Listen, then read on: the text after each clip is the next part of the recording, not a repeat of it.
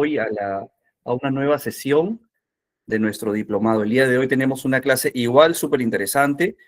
Vamos a tratar el día de hoy un tema de bastante profundidad en el mundo de la gestión de cadena de suministro. Vamos a continuar ahondando en los temas de las 3 semanas anteriores. El día de hoy vamos a continuar completando con nuestra sesión 4 y nos estamos acercando a la sesión final. Como todas las clases, vamos a empezar con un muy breve resumen. Entramos todos en contexto y luego entramos de fondo a la clase del día de hoy. Por favor, ¿me pueden confirmar si se ve? Sí, se ve, ingeniero. Excelente. Un gran favor, estimada Denise, si es que tuviese algún problema de señal, me avisas con tiempo para poder apagar la cámara y de esa forma optimizar un poco la señal. Les cuento que estoy actualmente en el norte y está un poco el clima lluvioso, entonces seguramente esperemos que no, pero probablemente podría complicarse el tema de la señal. Esperemos que no. Ok, empezamos. Bueno, esta parte la vamos a pasar súper rápido. Muchas gracias. Esta parte la pasamos súper rápido. Ya estamos todos familiarizados con los conceptos de gestión de cadena de suministro, de gestión logística. El día martes hemos visto los siguientes temas para que ustedes puedan llevar el contexto de por qué hicimos énfasis el día martes en esos temas. El día martes vimos un poquito de planificación, vimos algunas nuevas estrategias de adquisición, vimos gestión de inventarios, aún no hemos entrado a distribución y logística inversa, hoy día vamos a ver un poquito sobre eso. Dentro de las estrategias de segmentación que hemos venido estudiando, ya hemos visto ABC, hemos visto matriz Kraljic. Como ustedes van a darse cuenta, cada vez vamos pasando más rápido los temas, porque las 2 primeras clases han sido clases de introducción, de reforzamiento. Hoy simplemente es un refresh de los temas que ustedes ya conocen. Entonces hemos visto estrategias de segmentación, la automatización que habíamos conversado como parte de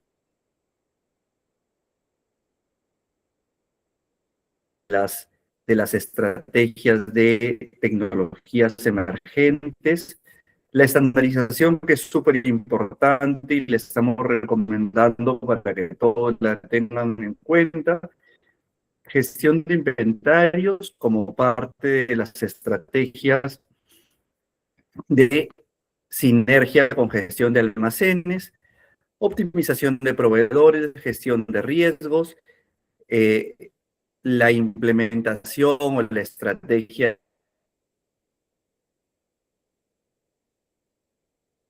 de invertir en un ERP.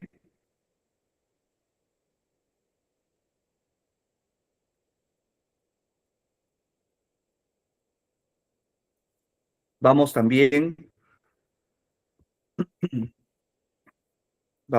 a ver la importancia, perdón, ya está. Vamos también a practicar y a discutir sobre la importancia de la gestión de cadena de suministro sostenible. Y luego estudiamos también la importancia de contar con la evaluación y selección de proveedores. Ya a todos nos quedó claro que la estrategia más importante de toda empresa en el rubro logístico es la adecuada selección de proveedores, la estandarización contractual y también manejar una gestión de relación. ¿Me comenta, se escucha bien? He tratado de apagar la cámara para mejorar señal. ¿Se escucha bien?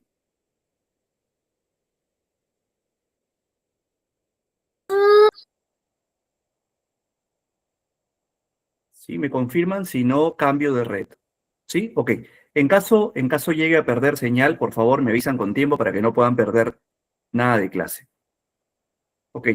Voy a tratar de encontrar otra red. Tengo otra red disponible. Denme un momento.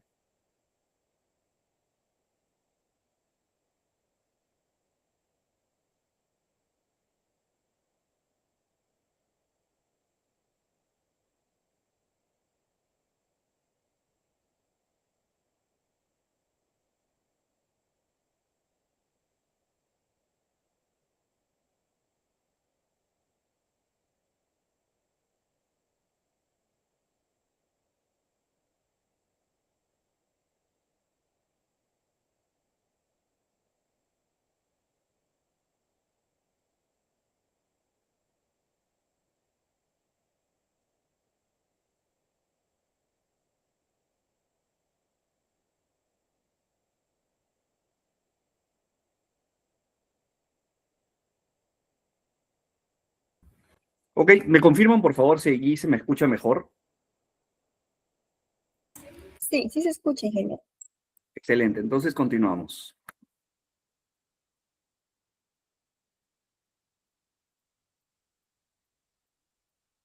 Listo, estábamos mencionando que hemos, que hemos aprendido cómo identificar una relación basada en la confianza o una relación de equilibrio con nuestros proveedores desde tres enfoques diferentes. Un primer enfoque es el enfoque producto y hemos estudiado la matriz Kraljic. Un segundo enfoque es el enfoque relación con proveedor y hemos estudiado esta matriz de compromisos corporativos versus compromisos en función al precio. Esta matriz nos va a permitir estudiar relaciones con proveedores en función de el compromiso para establecer relaciones corporativas de largo plazo y el compromiso en función a establecer precios competitivos. Y la tercera estrategia que hemos estudiado es la estrategia de negociación que la vamos a ver en breve. Entonces, también hemos recordado que la satisfacción al cliente debe ser el estandarte para cualquier proveedor en su gestión de atención al cliente. También hemos visto que toda empresa tiene un lado proveedor y un lado cliente en la misma empresa. Hemos estudiado la importancia de la homologación de nuestros proveedores. Hemos visto algunos modelos de contrato. Recuerden la necesidad que tiene toda empresa que gestiona cadena de suministro, no solo por gestionar proveedores, sino también por estandarizar contratos para poder alcanzar relaciones de largo plazo y relaciones sanas con nuestros proveedores. Los modelos de contrato, como hemos visto, hay de diferentes tipos. La recomendación es recurrir a un modelo de contrato ya estandarizado y estandarizarlo a nuestra o adecuarlo a nuestra propia realidad empresarial. Como mínimo, normalmente ustedes van a encontrar que todo contrato maneja cláusulas específicas, pero la recomendación es no solo quedarse con su juicio experto, por más contundente o por más experimentada que sea la empresa, la recomendación es siempre asociar ese juicio experto que ha ganado su empresa a lo largo del tiempo con un estándar o con una buena práctica internacional en gestión de contratos. Habíamos mencionado, existen muchas, habíamos mencionado las más comerciales, ¿no? Que son la gestión NEC y la gestión de FIDIC. Me comenta, estoy leyendo en el chat que se sigue entrecortando la llamada.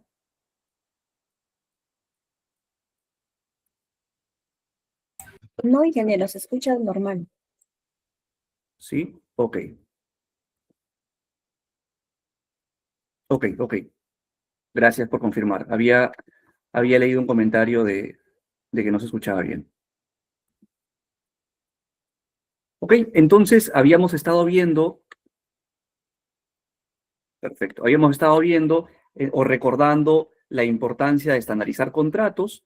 Luego habíamos hablado también brevemente sobre los KPIs.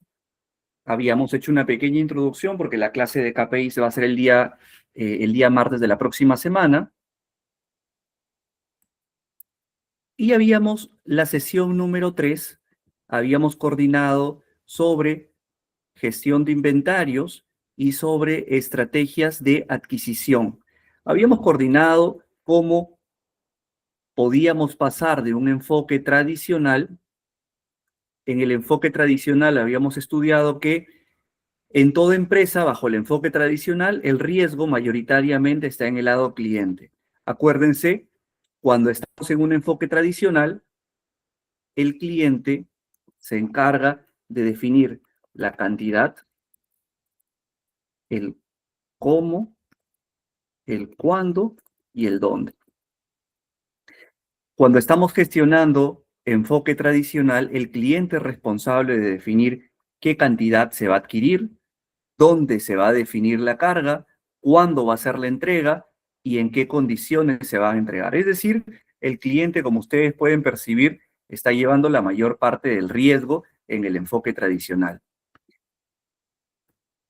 En el enfoque tradicional, entonces, nosotros como clientes estamos expuestos a rotura de stock y a sobrestock, y a cualquiera de estas condiciones. Hay condiciones que decantan de la rotura de stock, es decir, rotura de stock, conocen ese término, ¿no? Rotura de stock es aquella circunstancia en la cual por algún motivo se interrumpe el suministro de materia prima o el suministro de algún material y eso repercute en un tema operativo o en un tema de mantenimiento o de seguridad o etcétera, en el cual el usuario estaba esperando dicha carga. Mientras que el sobrestock, si bien no hay una interrupción de la carga, pero tenemos una contingencia a nivel contable, a nivel financiero, a nivel logística. ¿Por qué? Porque estamos ingresando mucho más volumen de materiales del que vamos a requerir en determinado periodo de tiempo, y ustedes conocen que el dinero tiene un costo, y almacenar dinero en materiales innecesariamente le está quitando a la empresa flexibilidad y liquidez, ¿de acuerdo? Entonces, ambas son contingencias propias de la gestión de inventarios, ambas tienen diferente efecto en la empresa, y lo que debemos es evitar y mantenernos en un punto intermedio conocido como lote óptimo de compra. El lote óptimo de compra debería ser nuestra estrategia, buscar siempre el lote óptimo de compra. Algunas empresas, les comento, para que ustedes lo eviten, algunas empresas tienden a gestionar su logística en sobrestock. ¿Por qué? Porque se tiene, sobre todo en las industrias de gran envergadura, se tiene el criterio de que en algunos temas críticos o en algunos productos de gran tiempo de importación se tiene el criterio de que el sobrestock es un escenario mejor que la rotura de stock. Es mejor incluso que el sobrestock, busquen un lote óptimo de compra. Para ello, habíamos propuesto algunas estrategias como el Just in Time y estrategias como el BMI. ¿Qué mejoraba el Just in Time? ¿Recuerdan? ¿Alguno de ustedes recuerda de la clase anterior qué punto mejoraba el Just in Time? ¿Dónde atacaba el Just in Time?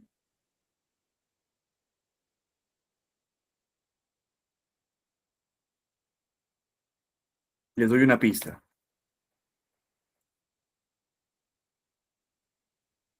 Correcto, Carlos, efectivamente. El Just in Time, correcto. El Just in Time nos permite optimizar costos de inventario, costos de almacenamiento, efectivamente.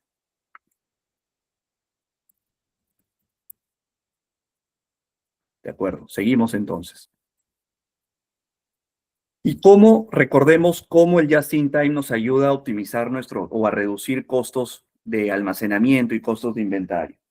Porque bajo este esquema Just in Time, lo que estamos gestionando es que los productos, que los materiales, ingresen directamente a la operación o ingresen directamente al usuario en el momento en el que el usuario los va a requerir.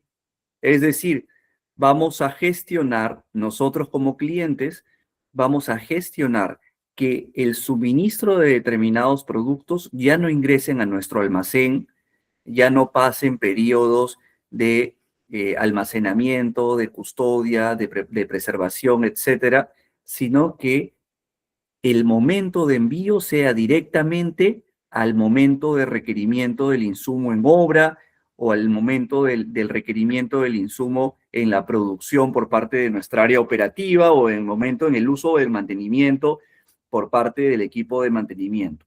¿De acuerdo? Entonces, bajo este enfoque, vamos nosotros en el esquema Just in Time a continuar manejando la información, vamos a continuar gestionando órdenes de compra, y la diferencia es que el producto no va a ingresar a este triángulo que simula un almacén, sino que el producto va a llegar del centro de distribución de nuestro proveedor directamente a la producción o al lugar donde nosotros consideremos como punto de destino. Entonces, habíamos visto también que estos sistemas Just in Time se relacionan con proveedores específicos, proveedores seleccionados para esta gestión just-in-time. Y esta relación just-in-time es una relación basada en la confianza, al igual que la gestión BMI. Cuando gestionamos con un proveedor BMI, al igual que el just-in-time, son proveedores específicos para este tipo de sistemas. En el caso del proveedor BMI, este proveedor va a tener acceso a los datos de inventario nuestros como clientes, o nosotros, si fuésemos proveedores BMI, les vamos a vender un producto diferenciado a nuestro cliente. Es decir, nosotros no vamos a vender el típico producto en el cual yo como proveedor espero que el cliente coloque la orden de compra por una cantidad determinada de productos en un tiempo específico y yo lo atiendo, sino que yo voy a interactuar ya con el lado operativo del cliente y yo como proveedor voy a abastecer mi producto en el momento en el que considero y en la cantidad que considero que el cliente la va a necesitar. Entonces yo ingreso como un socio ya en la operación del cliente. Y el cliente, lógicamente, lo voy a liberar para que pueda dedicarse a su rubro específico, ¿no? Entonces, ese es el plus que nos brinda esta estrategia BMI, para lo cual necesitamos un contrato BMI y necesitamos un proveedor o un contratista BMI. Habíamos visto algunos ejemplos la sesión anterior. Yo les había comentado que esto se usa mucho, además del sector centros comerciales, supermercados, etcétera, se utiliza mucho en el sector industrial con consumibles. Se firman contratos BMIs con los fabricantes de determinados consumibles tipo productos químicos, tipo lubricantes, etcétera, en el cual el fabricante o el representante del fabricante asume esta gestión, lleva el monitoreo de estos suministros y efectúa el reemplazo y la intervención en el momento que lo considere con la calidad y con las condiciones que están especificadas en ese contrato BMI. Ahora, este cuadro es súper interesante porque ustedes lo ven diferente también, ¿no? Si ven, el cliente se libera prácticamente de todas las acciones. El cliente únicamente, su única responsabilidad es conectar la información con el proveedor, que incluso esta información puede estar, habíamos visto, optimizada, ¿no? Se conecta el proveedor al ERP del cliente y asunto solucionado. Y el cliente únicamente se enfoca en su producción. ¿Por qué? Porque el proveedor toma todas las decisiones BMIs y suministra al punto donde el cliente ha especificado que llegue ese producto. Requisitos para desarrollar BMI, los mismos que para el just-in-time. Es una relación basada en la confianza y necesitamos un contrato BMI y necesitamos un proveedor seleccionado para este fin. Habíamos visto también la introducción a canales de distribución. Los canales de distribución, entonces, son de vías y procesos que una empresa utiliza para llevar sus productos desde su lugar de origen hasta los consumidores finales. Y estos canales representan el camino que recorre todo producto a lo largo de una cadena de suministro, desde la producción hasta su entrega final. Y habíamos estudiado los principales, ¿no? Los canales tipo directo, tipo indirecto, y habíamos visto con un poquito de detalle por ahora las diferencias entre cada uno de estos canales y cuántos tipos de canales indirectos habían. Antes de entrar a fondo y de empezar de lleno con la clase de hoy, quería por favor asegurarme de que estábamos todos claros con el tema. ¿Hay alguna consulta? ¿Todo está bien hasta acá? Felizmente se mejoró el tema de la señal. ¿Todo bien hasta ahora? Voy a ver. Por acá está. Excelente. Perfecto, entonces, todo claro. Regresamos, por favor, a la clase.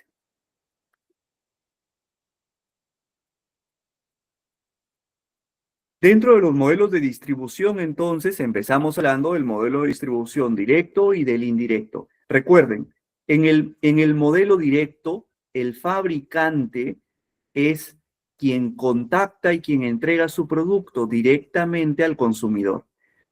Tiene muchos pros, pero también algunos contras, mientras que los indirectos son aquellos canales en los cuales el fabricante, por decisión, por estrategia, por planeamiento, recuerden que estamos mezclando mucho la cadena de suministro con planeamiento estratégico. Es más, mi recomendación sería, y luego lo puedo dar como un bonus al final, el día martes de la próxima semana, mi recomendación es no desconecten el planeamiento estratégico de su operación.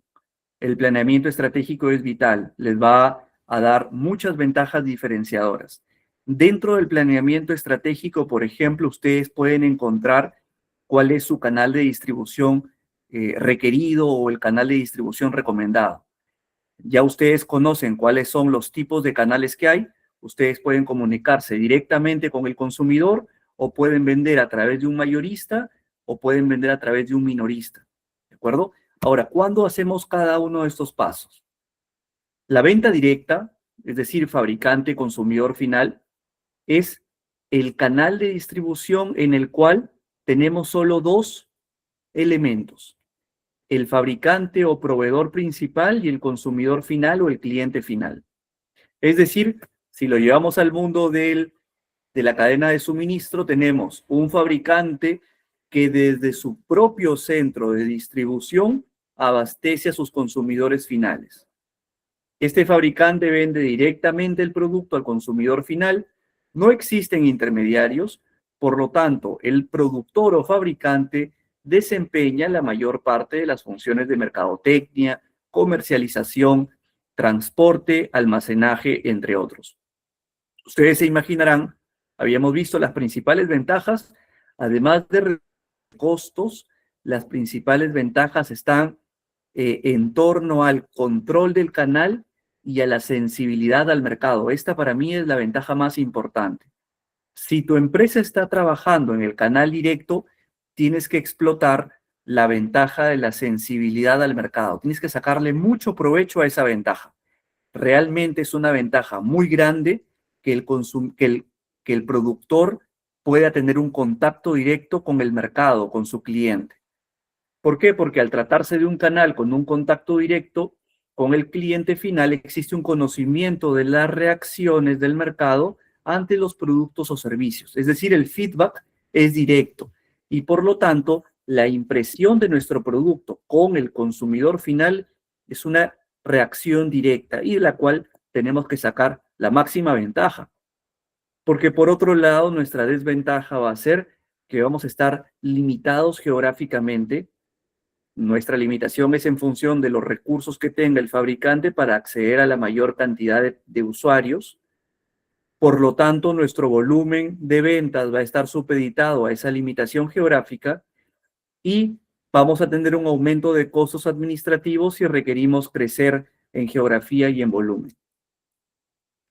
Mientras que el canal indirecto es el cual la mayoría de las empresas con las cuales o que están ya creciendo optan por este canal, porque este canal lo que nos permite es tener una expansión.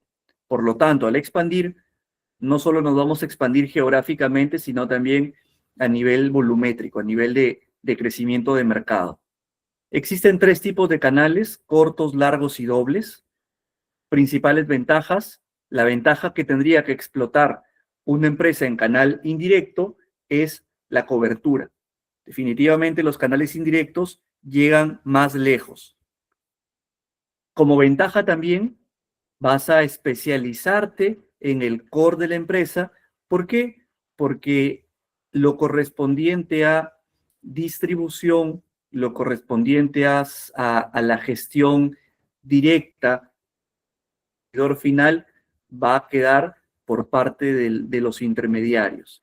Y de esa forma vas a poder crecer, desarrollarte y ampliar tu mercado siempre y cuando gestiones adecuadamente a tu consumidor final.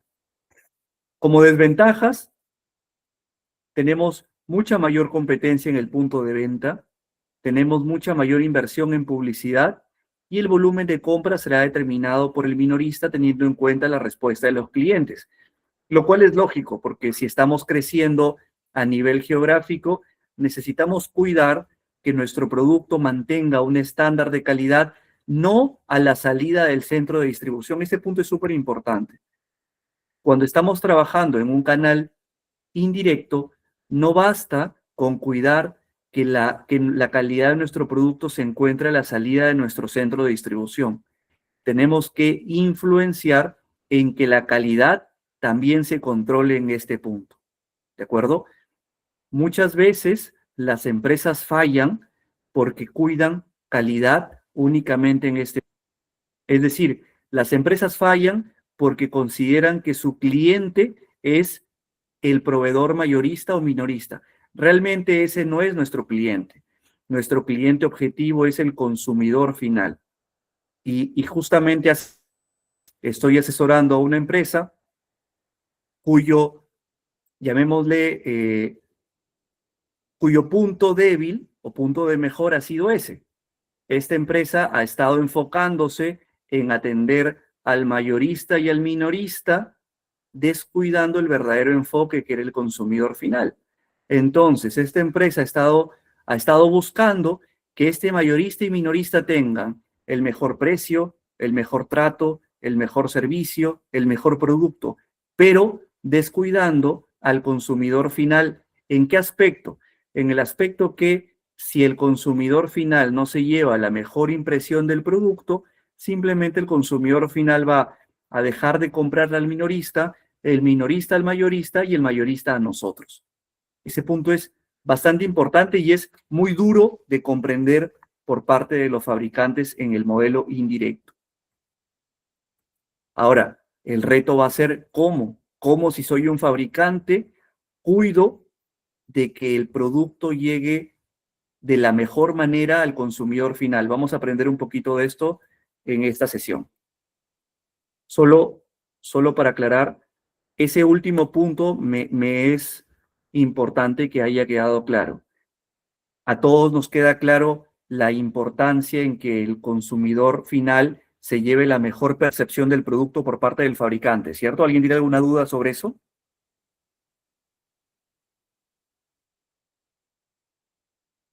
Excelente. Entonces, si aplicamos un criterio de canal indirecto, poner foco en el consumidor final. Ese es el mensaje o mi recomendación en canales indirectos. Poner foco en el consumidor final, más incluso que el foco que estamos poniendo en nuestro proveedor intermedio. Y aquí la duda, les comento, la duda típica de los fabricantes a los cuales ustedes van a asesorar es, ¿por qué? Si realmente quien me compra es el proveedor intermedio. La respuesta es muy simple, porque el proveedor intermedio te compra, pero no usa tu producto. Tu producto lo usa el consumidor final. Y en el momento en el que el consumidor final no se lleve la mejor percepción de tu producto, de inmediato ese proveedor intermedio va a dejar de comprar. Recuerden, el proveedor intermedio es nuestro cliente, sí, pero no es el que usa nuestro producto. Por lo tanto, debemos de velar porque quien realmente consume nuestro producto se lleve la mejor impresión de la calidad y del servicio de atención de ese producto.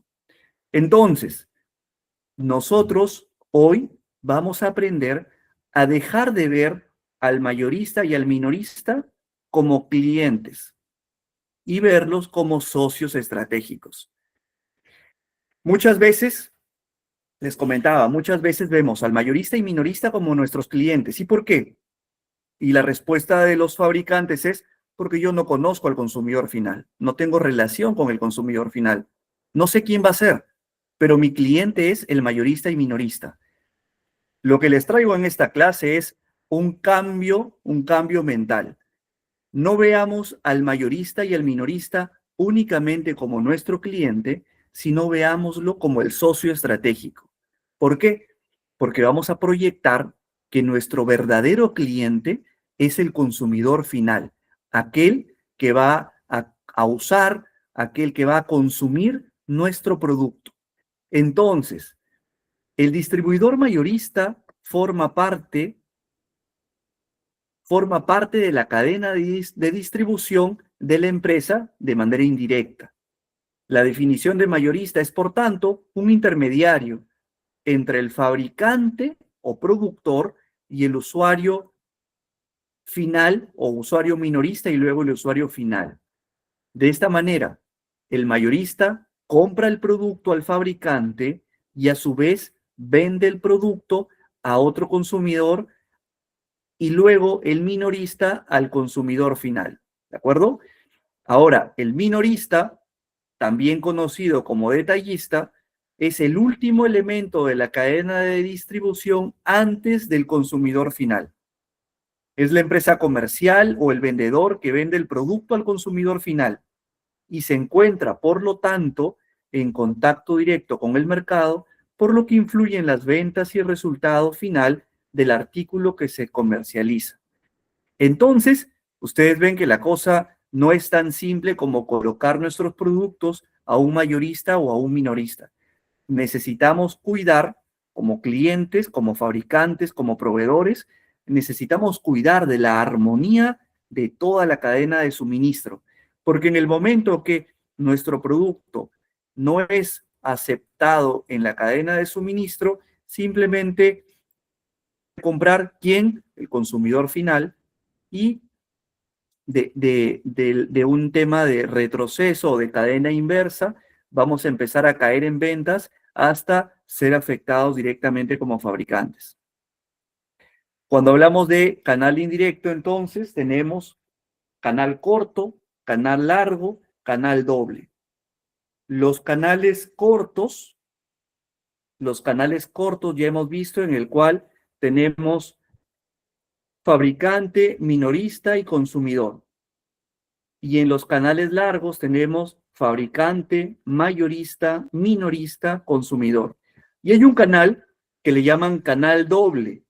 Este canal doble es el canal en el cual el fabricante es a su vez la empresa que le vende al consumidor final, pero con otra razón social, ¿de acuerdo?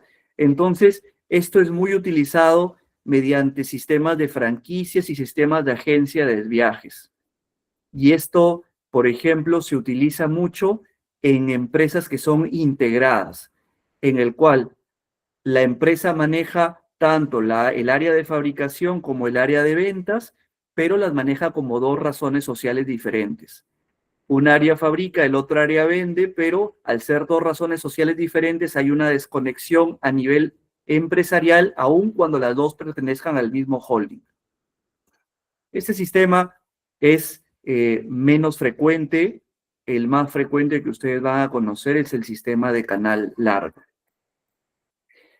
Este cuadro me gusta mucho y seguramente que a ustedes les va a permitir hacer un benchmarking entre cómo ustedes ingresaron a este curso y cómo ustedes están ahora a la mitad del curso. Cuando ustedes ingresaban al curso, acá hay algunas palabras. Seguramente que ustedes conocían poquito o no conocían alguno de estos términos. Ahora, y ese es un punto a favor de todos los que estamos en esta clase, ahora todos conocemos las iniciales de gestión de cadena de suministro, sabemos qué significa SCM, sabemos a qué hace referencia la gestión de cadena de suministro, ya todos conocemos qué es la logística y cómo la logística trabaja dentro de la cadena de suministro. Cuando hablamos de segmentación ABC, ya es un término que conocemos y sabemos para qué sirve, lo mismo que cuando escuchen una matriz Kraljic o una matriz de segmentación por tipo de producto. Ya todos sabemos qué es estandarización, sabemos cuál es la diferencia entre un almacén y una gestión de inventario y sabemos que estas dos palabras, conceptos, no pueden desligarse. Cuando escuchamos el término ERP, sabemos que es un ERP, KPIs, gestión de riesgos, demandas, cliente, proveedor, Incoterm, le dedicamos bastantes horas a este término Incoterm. Canal de distribución. Hoy hemos hablado de canales de distribución directo, indirecto, tipos de canales indirectos, la importancia de selección de proveedores, tipos de procura, procura tradicional, procura just in time, procura BMI, logística verde. Ya sabemos por qué la rivalidad darwiniana dentro del modelo de negociación debería ser evitado. Y también hemos hablado sobre la importancia de contratos y cómo el contrato es el término que engloba tanto órdenes de compra, órdenes de trabajo, órdenes de servicio, OTIs, OTTs y etcétera. Toda la terminología que ustedes conocen en el mercado de la cadena de suministros. Sobre este punto, antes de continuar, por favor, ¿alguna consulta?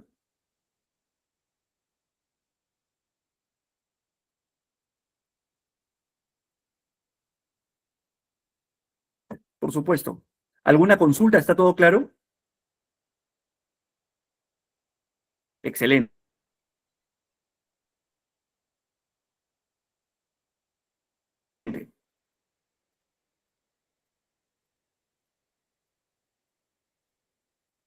Perfecto. Mire,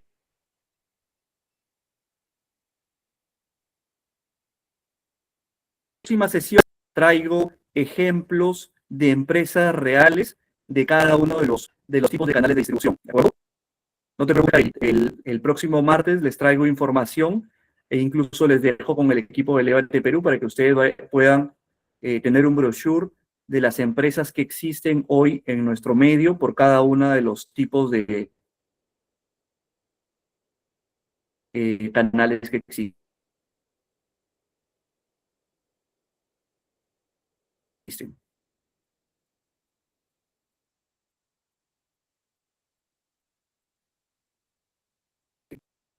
Ya habíamos hecho una pequeña introducción sobre transporte internacional, pero hay algunos temas que me parece súper interesante que ustedes puedan ver el día de hoy sobre transporte internacional. Además de Incoterms y además de actores, es importante que ustedes conozcan que en cualquier sistema de transporte, en cualquier sistema de gestión de suministro, ustedes van a encontrarse con preparación de la mercancía, con documentación requerida, con transporte y logística, con despachos y con entregas al comprador. ¿Cuál es la diferencia entre una gestión logística nacional y una gestión logística internacional? La diferencia es la cantidad de actores que van a intervenir en ese proceso. Mientras que en el proceso local, ustedes van a estar circunscritos en un país, en una frontera, al salir hacia el lado internacional, van a tener que atravesar tanto al control aduanero, que es el tema de fiscalización de productos y de impuestos, y van a tener que tomar una decisión del tipo de transporte, aéreo, terrestre o marítimo. Y luego van a ingresar al sistema aduanero del otro país y van a tener que atravesar las coordinaciones hasta llegar con el proveedor o con el importador, dependiendo cómo sea la relación de Incoterms. Entonces, para toda situación, cuando nosotros ingresamos a un almacén, vamos a necesitar entrar a una etapa de recepción de mercadería. Cuando ingresamos a un almacén, un producto, ese producto entra a una etapa de recepción y hay un término súper importante asociado a la recepción. Hay un término súper importante asociado a la recepción que se llama cuarentena. ¿Han escuchado hablar del término cuarentena? ¿Me confirman? ¿Cuarentena?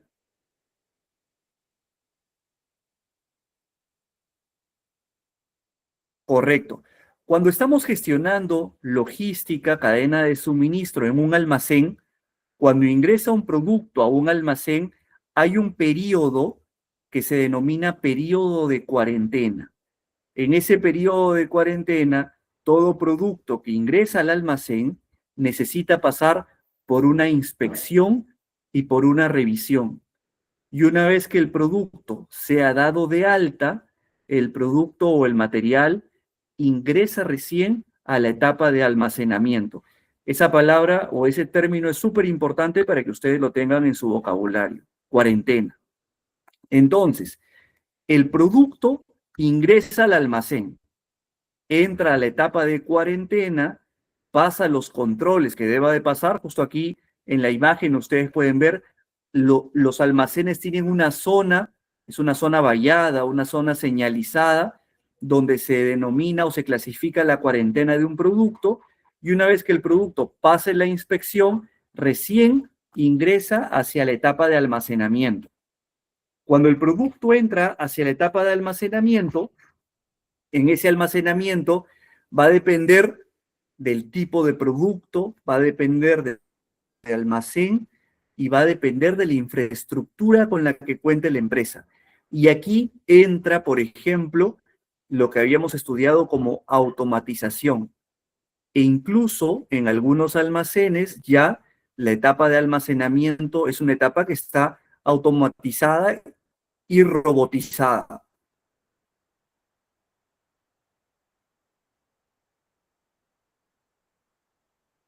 Normalmente,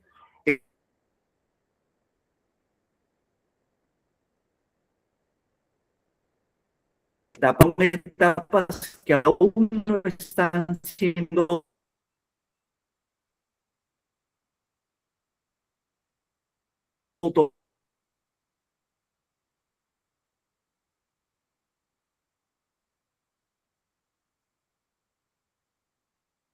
de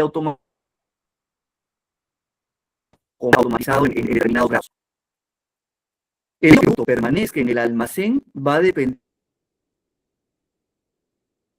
y va a depender del tipo de empresa.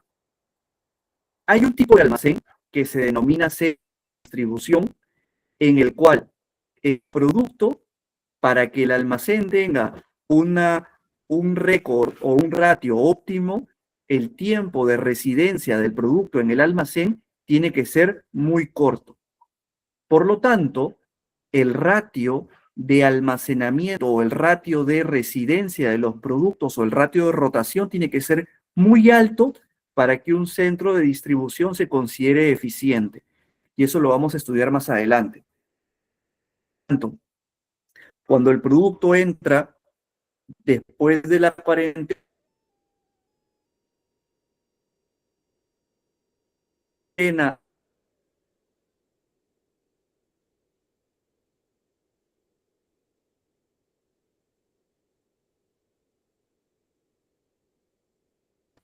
y cuando el producto va a pasar un periodo de almacenamiento, aquí en este periodo es donde ustedes van a utilizar su presupuesto. ¿Recuerdan cuando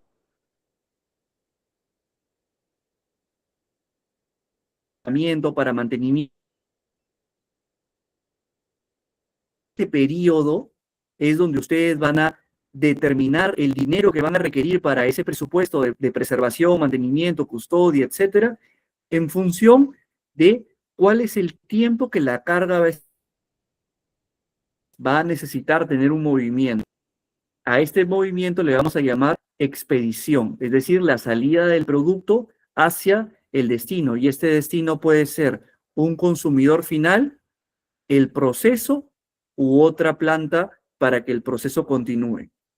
Entonces, en este estadio vamos a recoger mercancías, vamos a proceder con la preparación y vamos a proceder con la expedición hacia su destino.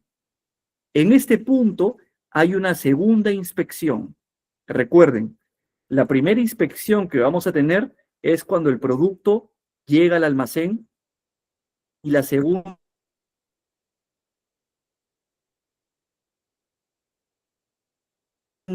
inspección es cuando el producto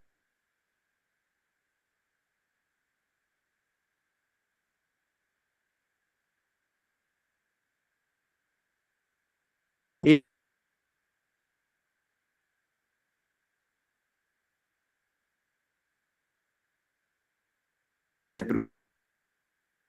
expediciones de productos terminados. Ahora, otro tipo de empresa también puede ser centro de que salga al consumidor final. Entonces,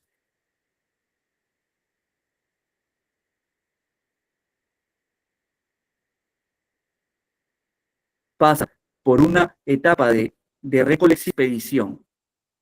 La preparación del pedido puede llevarse a cabo por parte de operarios o de forma manual o a través de sistemas automatizados. Y una vez la mercancía, perdón, ¿hay algún comentario? Se está entrecortando, denme un momento y lo solucionamos.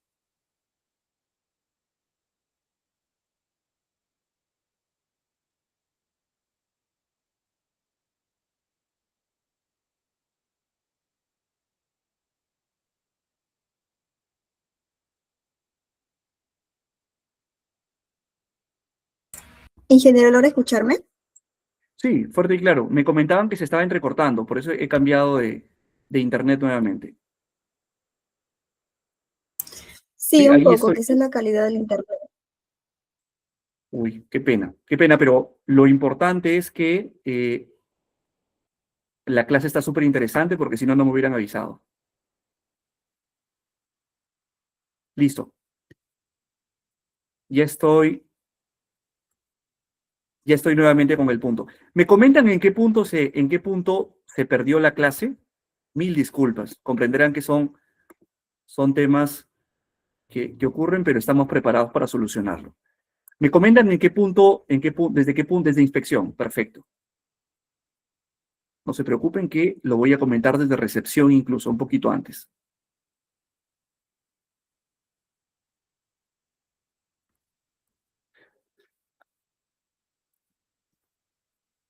Perfecto. Entonces, nos habíamos quedado estudiando cómo funciona un almacén por dentro. Y habíamos visto que en los almacenes ingresan las cargas y dependiendo del tipo de almacén, vamos a articular determinadas estrategias. Entonces, ingresa la carga y a todo ingreso de carga, ustedes van a estar preparados con una etapa de cuarentena. Es decir, ingresa la carga y no vamos a ingresar la carga directamente al almacenamiento porque podríamos contaminar el resto de productos que se encuentran ya almacenados. Entonces, va a ingresar la carga y va a haber un periodo de cuarentena para inspección de este producto. Ahora, tengamos cuidado y este punto me ha hecho acordar de una asesoría que tuve con un cliente logístico. Este cliente logístico tenía algunas discrepancias con sus proveedores porque los periodos de cuarentena eran superiores a los periodos que los proveedores esperaban tener como cuarentena. Entonces, le hice una pregunta bastante simple, bastante obvia a este cliente. Le pregunté, ¿dónde has especificado cuánto tiempo vas a tomar como periodo de cuarentena? Y la pregunta es, la respuesta fue, no lo he especificado. Ahora, no lo había especificado, pero sí lo había asumido como un hito para poder pagarle al proveedor. Entonces, se imaginan, de manera indirecta, ese cliente estaba deteriorando la relación con su proveedor. ¿Por qué? Porque si bien no había especificado qué tiempo iba a tomar ese cliente como inspección del producto antes de recibirlo, sí lo había asumido como un requerimiento para poder efectuar el pago y cerrar satisfactoriamente la orden de compra. Entonces, el proveedor estaba angustiado por el tiempo en función de la retribución económica que requería. ¿Cómo se solucionó ello? Lo especificó en su contrato. En el contrato especificó en adelante qué periodo era el periodo que iba a tomarse como periodo de inspección una vez que el producto ingresaba al almacén y ¿qué creen? Asunto arreglado. Nunca más ese proveedor, ese cliente tuvo problemas con sus proveedores respecto a las inspecciones que les hacía los productos antes de darlos por recibido. Ahora, hago énfasis, en pequeñas cosas, ustedes se van a dar cuenta la importancia de tener contratos robustos. Una vez que el producto entonces se inspeccionó, y lógicamente se inspeccionó, se pagó, se cerró la orden de compra, entra a la zona de almacenamiento. Cuando el producto está en el almacenamiento, el producto ya es suyo. Ustedes ya son los clientes dueños de ese producto. Por lo tanto, ustedes aquí van a usar su presupuesto para preservación, almacenamiento, mantenimiento, custodia, seguridad, calidad, todo. Recuerden que hay una serie de estrategias para atender estas cargas. Por ejemplo, hay un tipo de estrategia que se llama estrategia tipo FIFO. Normalmente, la estrategia FIFO, que está en inglés, que significa el primero que entra es el primero que sale, es una estrategia en función de, y normalmente se utiliza para cuidar cargas perecibles. De esta forma, la primera carga que entró al momento de los despachos va a ser la primera carga con la que va a salir el cliente. Cuando entra la etapa de despacho, es el proceso final, se recogen las mercancías, se inspeccionan y una vez que pasan los controles de inspección, vamos a llevar los productos hacia una zona de preparación para la expedición. Una vez la mercancía esté preparada, se agrupan según los pedidos y se procede a la expedición. El picking es un subcomponente de la etapa de preparación de pedidos y expedición. El picking es la recolección. Imagínense un almacén súper grande y el picking es la recolección o la extracción de los determinados productos de la orden de compra. Dentro de esta etapa de preparación vamos a recoger, a extraer, a verificar o a inspeccionar y luego vamos a preparar nuestro despacho. Y una vez que preparamos el despacho, en este caso sale del centro de distribución y buscamos llegar a las manos del consumidor final. Y aquí me detengo unos momentos porque este punto es súper importante. Estamos llegando al punto final de la cadena de suministro, pero además es el punto más importante de toda la cadena de suministro. Muchas veces los proveedores, los fabricantes, ponen énfasis en el resto de etapas. Todas las etapas son importantes, pero la cual necesita un doble check es la etapa de entrega al cliente. Esta etapa de entrega al cliente inicia cuando el producto es despachado hacia el domicilio del comprador o hacia el usuario final. Es donde debemos de centrar los esfuerzos, tanto por tiempo, por calidad, por transparencia, ¿de acuerdo? Por servicio al cliente. Esta entrega al cliente es la entrega en la cual, recuerdan que estamos hablando de canales de distribución. Los canales indirectos son ciegos a la entrega al cliente. Por lo tanto, el canal indirecto tiene un reto y el reto es cuidar cómo se desarrollan o cómo se movilizan sus productos a lo largo de todo el círculo donde está teniendo acción esta empresa. Entonces, la entrega al cliente es el punto final de la cadena de suministro y este punto, como es el más importante, es un punto donde podemos aplicar tecnología. En inglés, a este punto se le conoce como última milla. Y esta última milla tiene una tecnología asociada a la transparencia de la última milla. Y esta última milla puede aplicársele transparencia de tipo ruta, transparencia de tipo visibilidad.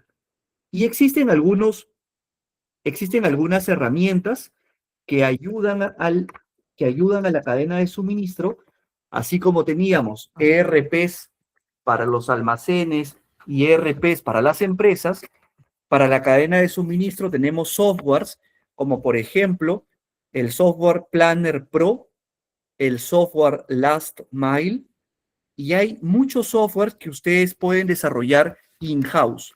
Softwares que combinen un tema de tracking y software que combinen un tema de gestión del tiempo y gestión de las necesidades del cliente mientras está siendo atendido.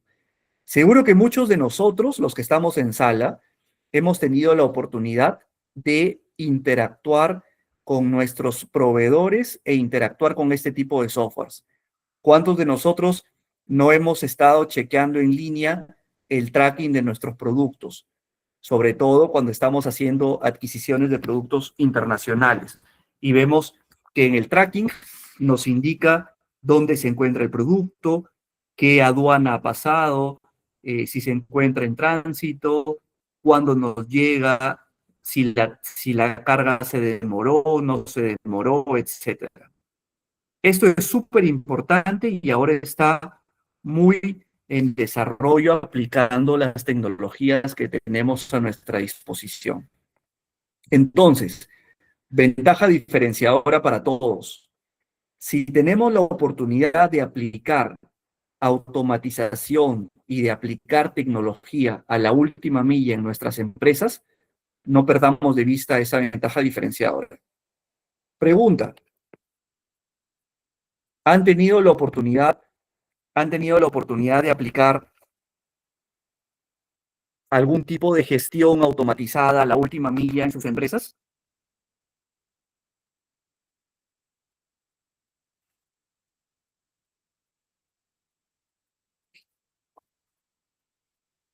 ¿Han tenido la oportunidad de aplicar algún tipo de trazabilidad en la última milla de sus empresas?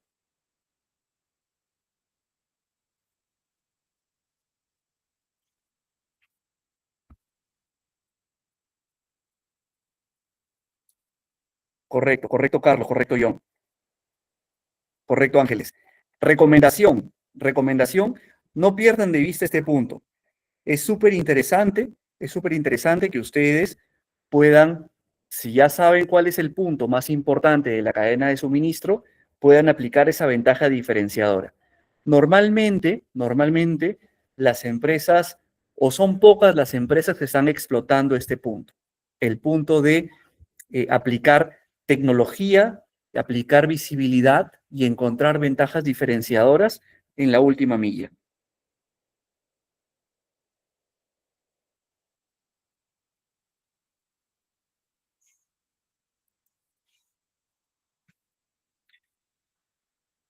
Bueno, y como les comentaba, la última milla es un término o es el término que recibe esta última parte del proceso de entrega de un pedido hacia el cliente final. Es el paso que transcurre desde que el paquete sale del último punto de distribución hasta llegar a las manos del consumidor final. Cuando hablamos de documentos para gestionar la última milla, estamos hablando de factura comercial,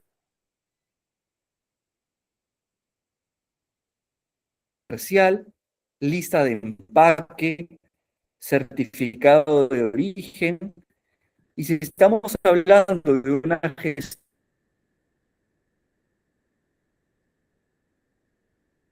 internacional, el conocimiento del embarque y los seguros. Recuerden cuando estábamos hablando de la clase de Incoterms, uno de sus compañeros comentaba los seguros. Los seguros son herramientas que nos permiten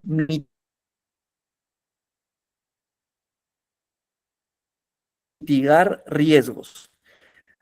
Recuerden, recuerden que el que asume el riesgo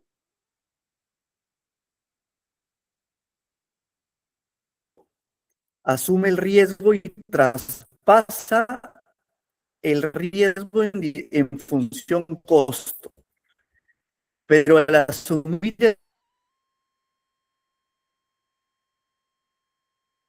el riesgo, necesitamos también coberturarnos de ese riesgo.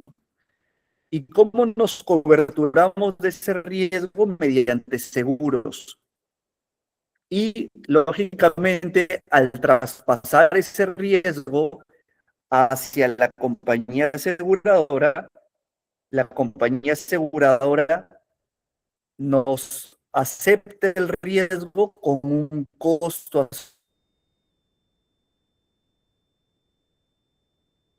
asociado. Este punto es súper importante, así como ustedes han aprendido que toda empresa es cliente y proveedora a la vez. Recuerden siempre, el riesgo siempre se traslada en función de dinero. Todos los riesgos se trasladan como dinero. Bueno, los cinco terms, ese es un tema que lo vamos a pasar súper rápido. Ya todos hemos visto y hemos conversado ampliamente sobre los cinco terms. Son reglas de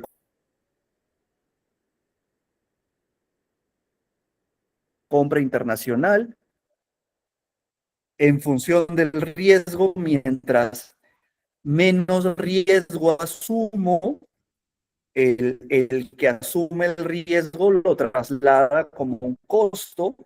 Es decir, solo para recordar, tenemos los cinco terms de la zona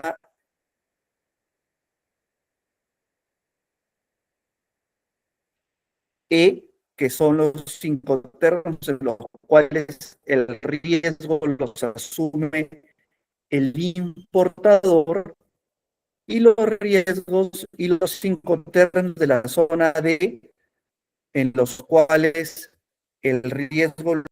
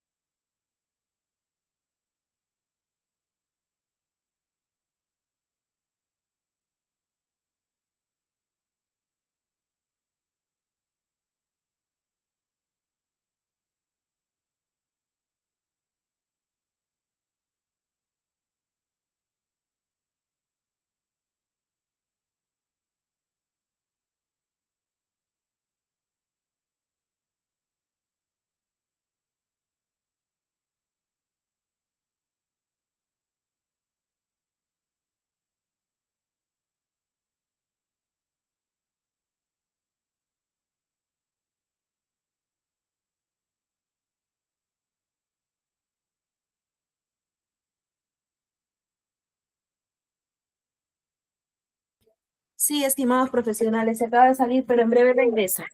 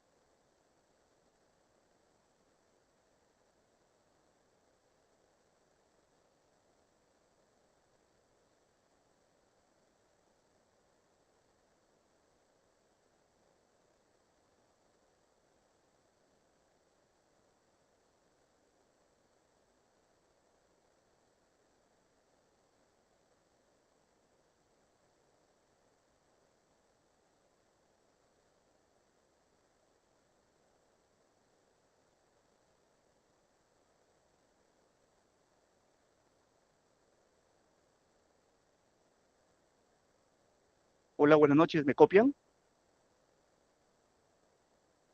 Sí, ingeniero, sí se le escucha. Ya estoy de vuelta. Mil disculpas, tuve un corte en la conexión.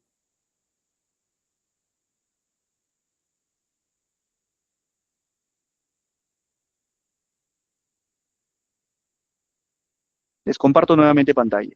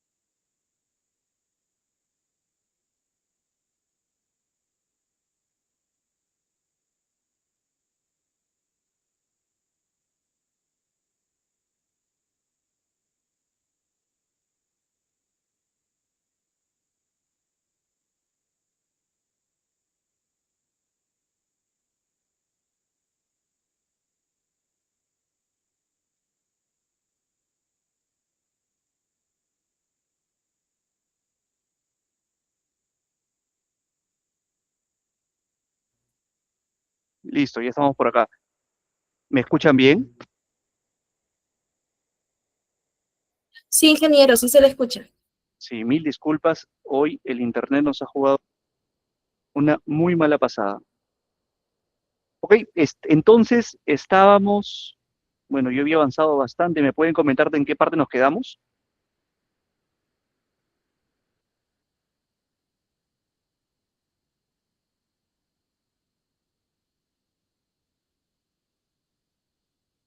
Ok, seguros.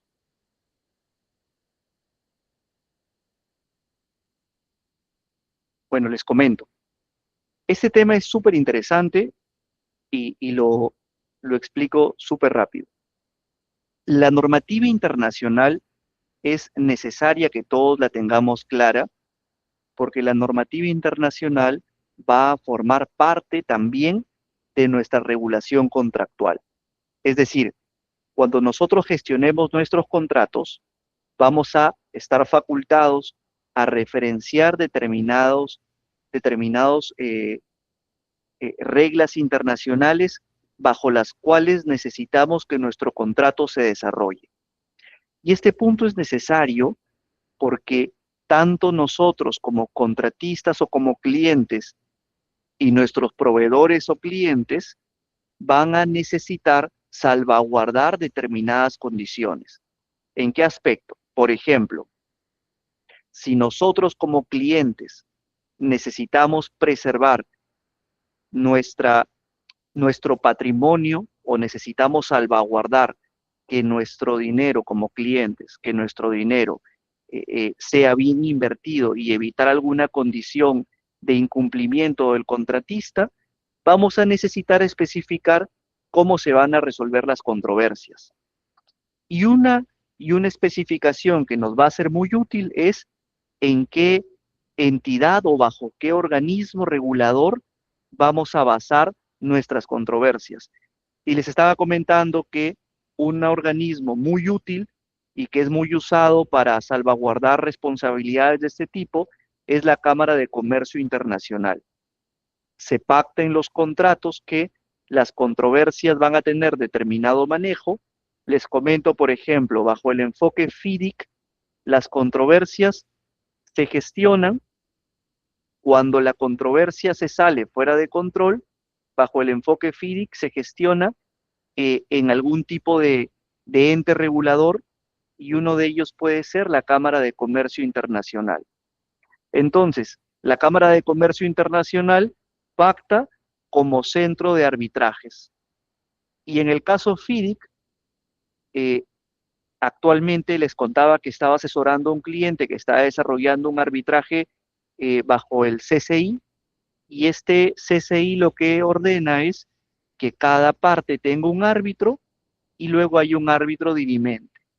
Y la Cámara de Comercio Internacional recibe el caso, pide descargos a ambas partes, traslada o corre el caso a ambas partes, es decir, cruza documentos, espera respuesta, evalúa tanto la pretensión como la respuesta de la otra parte, emite un laudo arbitral, y con el laudo arbitral las dos partes deben darse por atendidas y solucionado el problema.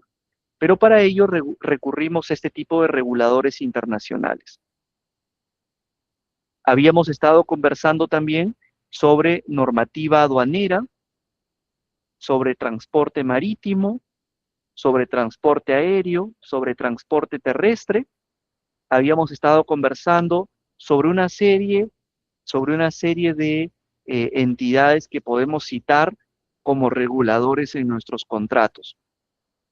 Les estaba comentando también que hay una normativa que es la normativa PBIP, aquellos que gestionan con puertos o con seguridad portuaria, seguramente que van a necesitar incluirla en sus contratos. Es decir, no basta con que yo como cliente tenga o cumpla con la certificación PBIP, sino que además únicamente voy a poder gestionar con proveedores que cuenten con esta certificación PBIP. Si yo incumplo con mi certificación, es decir, si yo incumplo con recibir un proveedor que no está certificado, pongo en riesgo también mi propia certificación. Este código PBIP es el Código de Protección de Buques e Instalaciones Portuarias. Si ustedes ven, aquí les he colocado el enlace donde están las entidades que cumplen con esta certificación PBIP.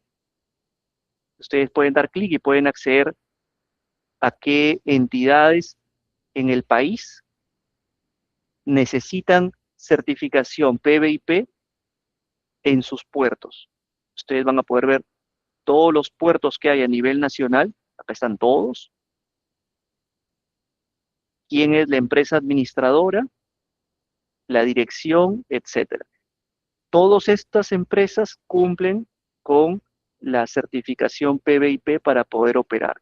Y si nosotros queremos ser proveedores de alguno de ellos, necesitaríamos también cumplir con esa certificación, tanto nosotros como proveedor como nuestro personal. Entonces, ustedes van estudiando por qué es importante tener una certificación o por qué es importante incluir en nuestros contratos certificaciones, y por qué es importante como proveedores y como clientes adecuar los perfiles de nuestros proveedores para socios estratégicos. Vamos viendo la importancia de escoger nosotros como clientes nuestro nicho de mercado y nosotros como proveedores prepararnos para determinado cliente hacia donde deseemos apuntar. Esto nos da una imagen corporativa en el comercio tanto nacional como internacional. Es decir, cuando estamos apuntando a una nueva escala empresarial, estamos buscando formar nuestra imagen corporativa.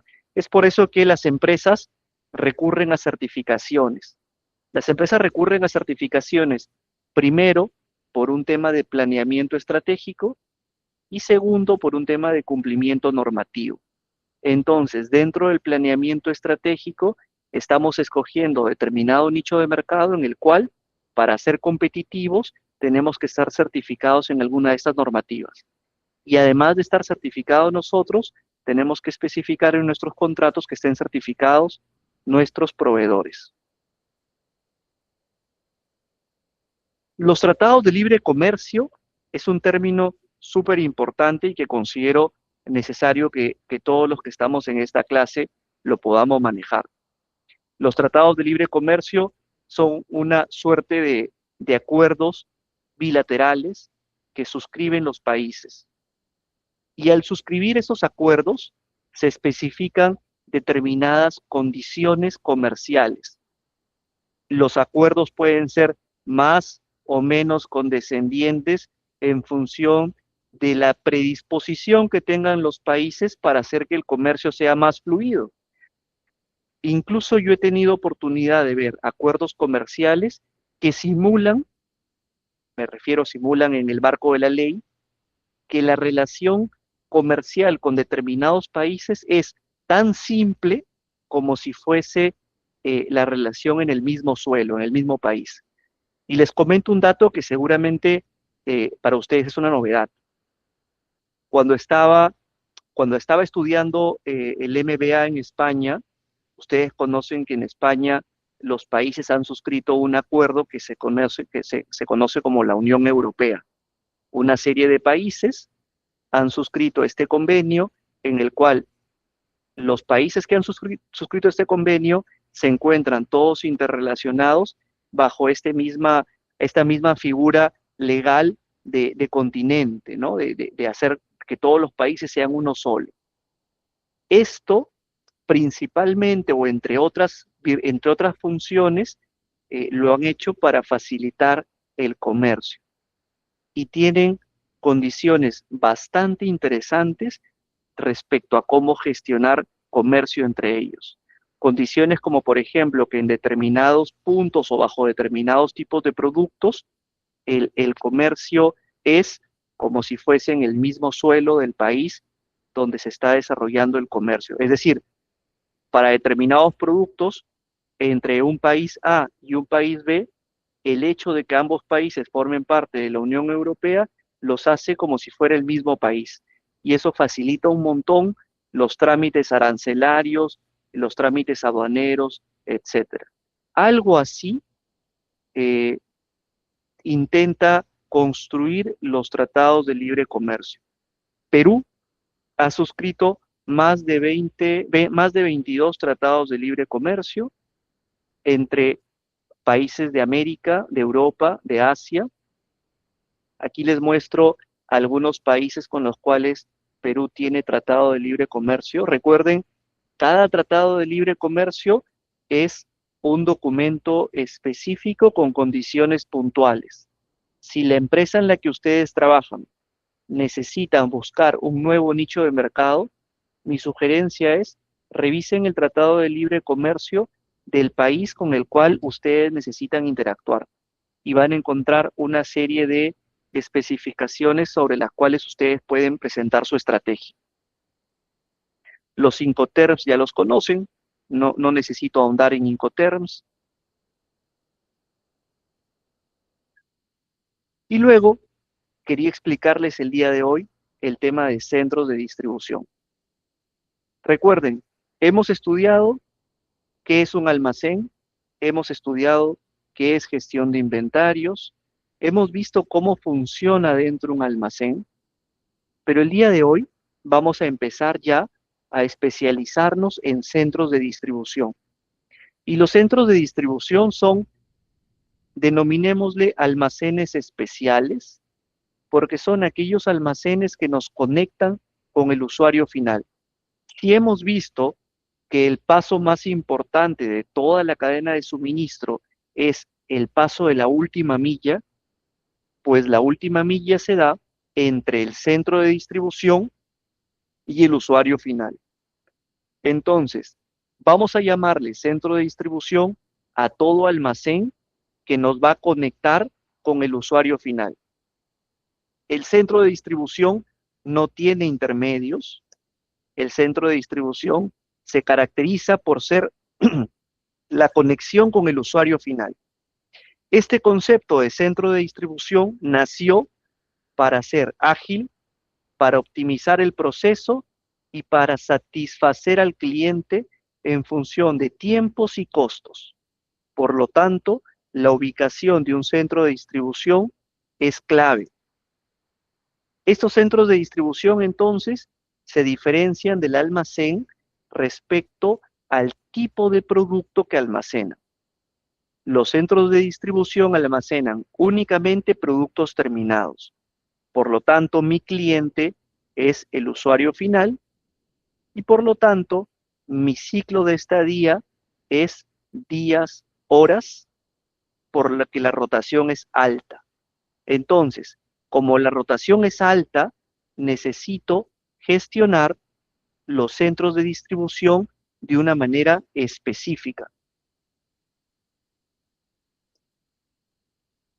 Los centros de distribución, entonces, se encargan de la recepción y expedición de las mercancías de la empresa, buscando que estos sean en el menor tiempo posible. Es decir, los centros de distribución deben de buscar la más alta rotación.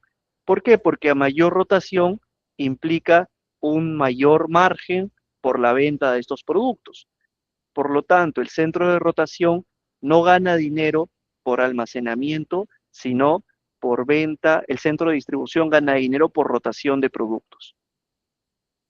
Al igual que todo almacén, los centros de distribución también tienen etapas claras. Tienen una etapa de recepción, almacenamiento, preparación y despacho. Ustedes han visto que todo almacén se mueve en los mismos 3 puntos. ¿Cuál es la diferencia entre este almacén y otro respecto a las etapas? Que la etapa de almacenamiento va a ser cortita, muy corta respecto a cualquier otro almacén. La recepción va a ser lo mismo.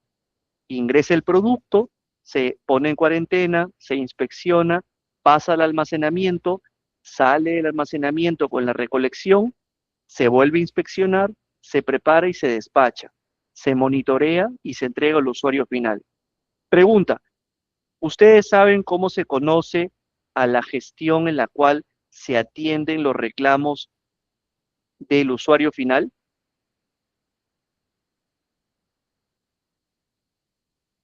¿Han escuchado hablar de este término alguna vez?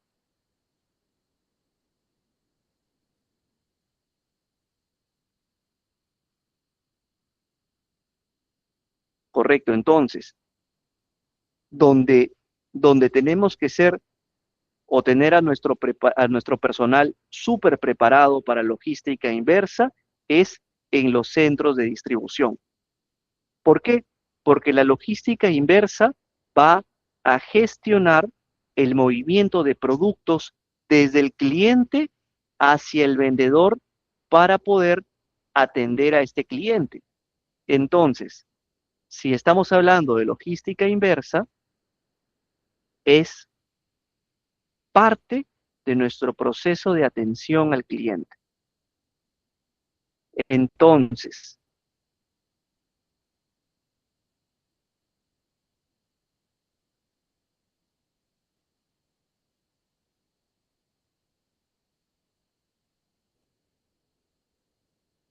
despacho, sino de distribución, y seguro que ustedes lo han vivido, es no estar preparado para la logística inversa. Ahora, recuerden, otro punto importante, el centro de distribución puede ser o no parte del fabricante. Recuerden el inicio de la clase de hoy. Estábamos hablando de canal directo y canal indirecto. Cuando el canal es directo, el centro de distribución pertenece al fabricante. Cuando el canal es indirecto, el centro de distribución no pertenece al fabricante, pertenece a un mayorista o a un minorista. Pero como el centro de distribución es quien tiene el contacto final con el usuario, entonces todos los reflectores tienen que ponerse sobre el centro de distribución. Imagínense, el centro de distribución es tan importante incluso que no solo maneja la distribución del producto, sino también maneja la logística inversa y maneja la reputación del fabricante. Por lo tanto, ustedes imaginarán la gran responsabilidad que tenemos nosotros, si es que somos fabricantes, al seleccionar a nuestro proveedor y a su centro de distribución, o a nuestro representante y a su centro de distribución. Entonces, el centro de distribución recibe la mercancía. Como hemos visto, recibe la mercancía, entra a una etapa de cuarentena, se inspecciona. Se inspecciona y pasa al almacenamiento. En el almacenamiento, como es un centro de distribución, tiene que estar, pregunta, si estamos en un centro de distribución, ¿El periodo que tiene que estar un producto en el almacén es un periodo grande o un periodo corto? Pregunta de examen.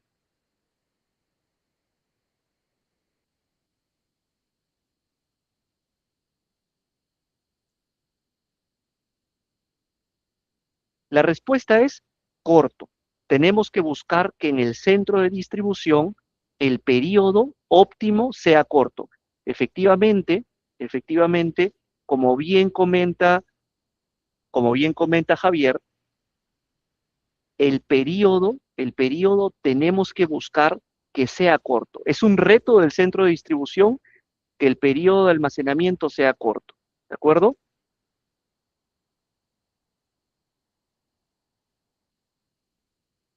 Estábamos aquí.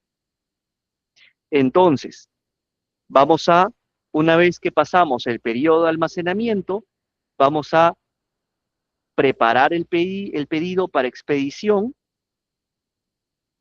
y finalmente de la expedición sigue la entrega al cliente final o al usuario final. Como ventajas, este centro de distribución tiene múltiples ventajas. La principal ventaja es la calidad y la fiabilidad del servicio. ¿Por qué? Porque tenemos muchas veces una compañía cuyo core business, cuya especialización es la del centro de distribución. Muchas veces el fabricante opta por tercerizar este servicio u opta por elegir a un proveedor dentro de su canal de distribución que sea especializado en centros de distribución.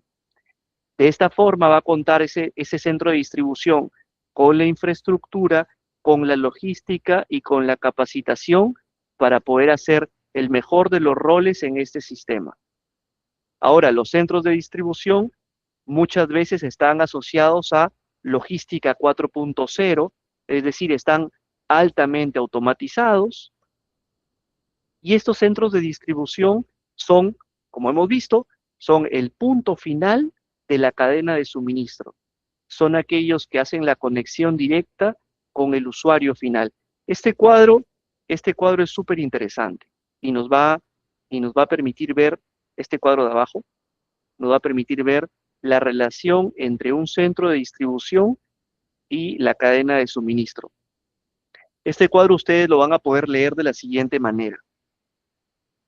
Cuando el centro de distribución hace bien su trabajo y cuando el producto es el adecuado y cuando además la percepción del producto es la mejor, vamos a aumentar la demanda del producto. Al aumentar la demanda aumenta en el cliente o en el mercado y esa demanda es trasladada al almacén. Y este tema es súper interesante. Cuando aumenta la demanda, el primero en sentir el aumento de la demanda es el almacén o el centro de distribución. Cuando este centro de distribución percibe el incremento de la demanda, ese incremento de la demanda es trasladado hacia el fabricante o es trasladado hacia la planta o o hacia la industria. Y este incremento de la demanda es trasladado de manera inversa hacia el proveedor o hacia el fabricante de la materia prima, etcétera, dependiendo de la cadena de suministro en la que estemos interactuando. Pero acá hay un punto importante.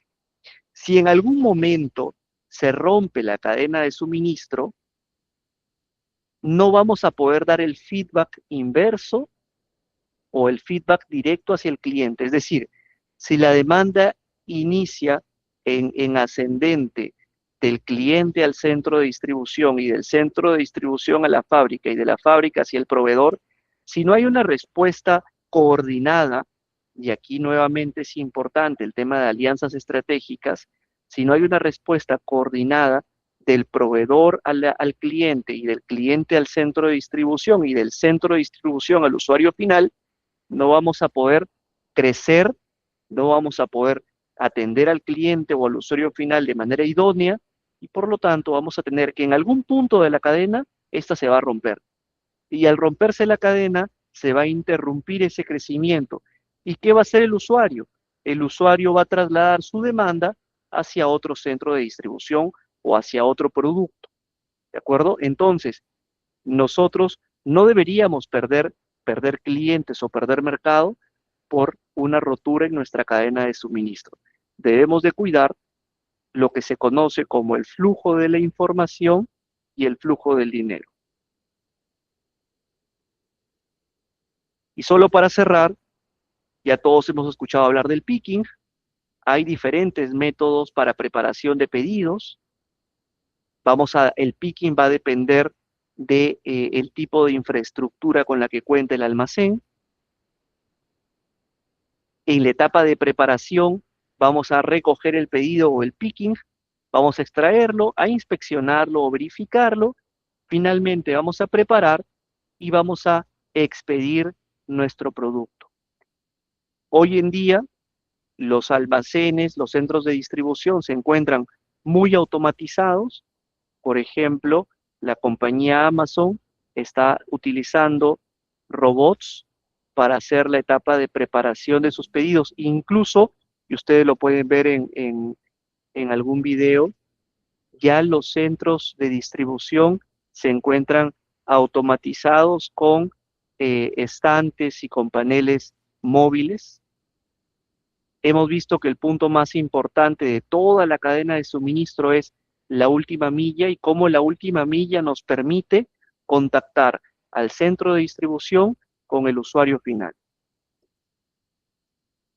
Y de esta forma hemos cerrado la clase del día de hoy respecto a centros de distribución y hemos conocido también sobre los tipos de canales de atención y nos estaríamos quedando hasta este punto para poder retomar la clase del día martes de la próxima semana. Me despido agradeciéndoles a todos por su participación, agradeciéndole al equipo de Elévate Perú por la invitación y pidiéndole nuevamente 1000 disculpas por los impases que hemos tenido el día de hoy, que felizmente han sido superados. Muchas gracias. Muchas gracias, ingeniero Bertis. Muchas gracias por brindarnos los conocimientos, ¿no? A fin de que nuestros participantes sigan creciendo profesionalmente. Muchísimas gracias por la participación de hoy. Me voy a quedar un momento con los profesionales para mencionarle que su enlace de asistencia va a ser compartido mediante el grupo de WhatsApp. Asimismo, les comento que la clase será compartida el día de mañana y estará disponible en su aula virtual. Y asimismo será compartida por el grupo de WhatsApp para su reforzamiento. Asimismo, les informo también que aún está disponible la certificación oficial a costo social de 89,90.